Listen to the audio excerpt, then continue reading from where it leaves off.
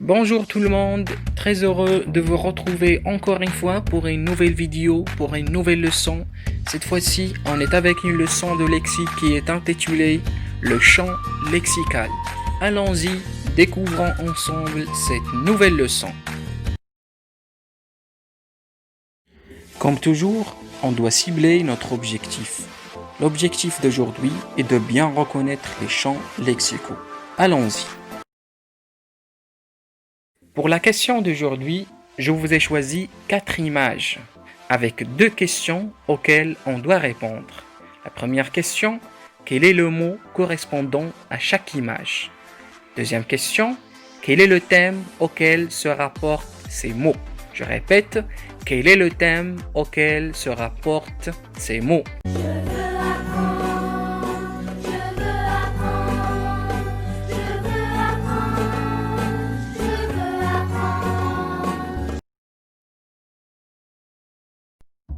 Et voilà, voici les réponses sur les 2 questions qu'on a posées.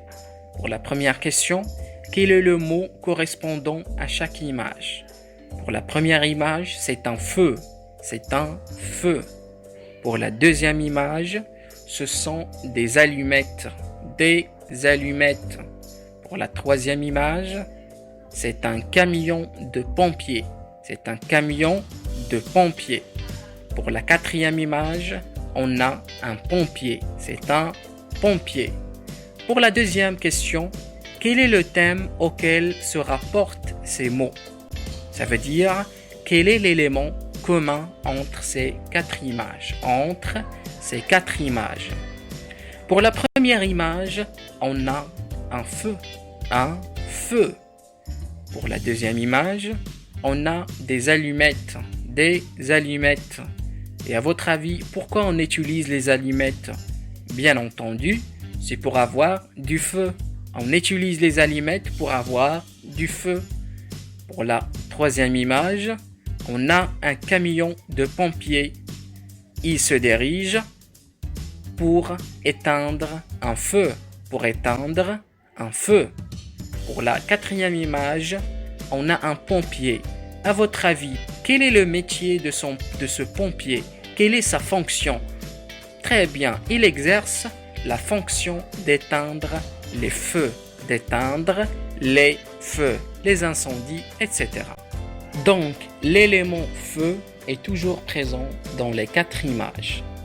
Feu, des allumettes pour avoir du feu, un camion de pompiers qui se dirige vers un feu pour l'éteindre, un pompier qui exerce la fonction d'éteindre les feux. Donc, le mot feu est toujours présent dans les 4 images. Ça, c'est notre réponse. Le thème auquel se rapportent ces mots, c'est le feu. C'est le feu. Passons à présent à la règle. Le champ lexical ou bien le champ thématique rassemble tous les mots qui gravitent autour d'un thème. Il comprend des mots de nature grammaticale différente, des noms ou bien des verbes ou bien des adjectifs, etc. Par exemple, arbre, fleur, fleuve, herbe, soleil, terre. Ce sont des mots qui se rapportent au thème de très bien de la nature. De la nature. Ce sont des éléments qu'on trouve dans la nature. Donc, le thème ou bien le champ lexical de ces mots, c'est bien la nature. Et voilà maintenant. Voici un exemple qui est à la forme d'une question. Vous voyez avec moi, on a les mots classe, professeur, directeur, corrigé, cloche, studieux. Classe, c'est un nom, professeur, la même chose, directeur est un nom, etc. Studieux est un adjectif, cloche est un nom et corrigé est un verbe. Donc, on a des mots de différentes classes grammaticales, de différentes natures grammaticales, mais qui se rapportent à un seul thème. À votre avis, quel champ lexical auquel se rapportent ces mots?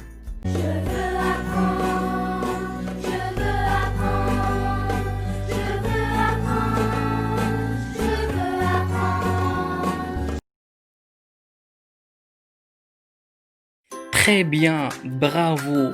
Les mots classe, professeur, directeur, corrigé, cloche, studieux, ce sont des mots qu'on trouve dans l'école. Donc, ils se rapportent au champ lexical de l'école.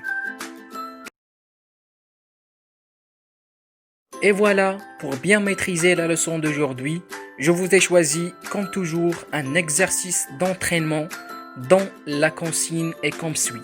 Cherche les significations des mots suivants et classe-les dans le tableau. Je répète, cherche les significations des mots suivants et classe-les dans le tableau. Gaieté, frayeur, rap. Faites attention, ici c'est pas rat, on prononce le P, d'accord? C'est un nom propre. Rap, farce, terrifié, drôle, tupe, plaisanter, écouter, instrument, faire de l'esprit, mélodieux, effroyable, pitre, chanter, effrayé, angoissant, peureux. Alors, ce que je dois faire, c'est de bien classer ces mots dans les colonnes suivantes selon qu'il s'agit d'un mot qui se rapporte au champ lexical de la peur, de la musique ou bien du rire. Alors n'oubliez pas que le corrigé de cet exercice se trouve en bas de cette vidéo dans la description. Et voilà mes chers amis, on est arrivé à la fin de cette vidéo. Si vous avez bien compris la leçon d'aujourd'hui, si vous avez bien aimé le contenu, n'hésitez surtout pas à cliquer sur s'abonner et sur le bouton j'aime pour nous encourager et n'oubliez pas la cloche de notification pour recevoir une nouveauté. Il ne me reste que vous dire au revoir et à la prochaine.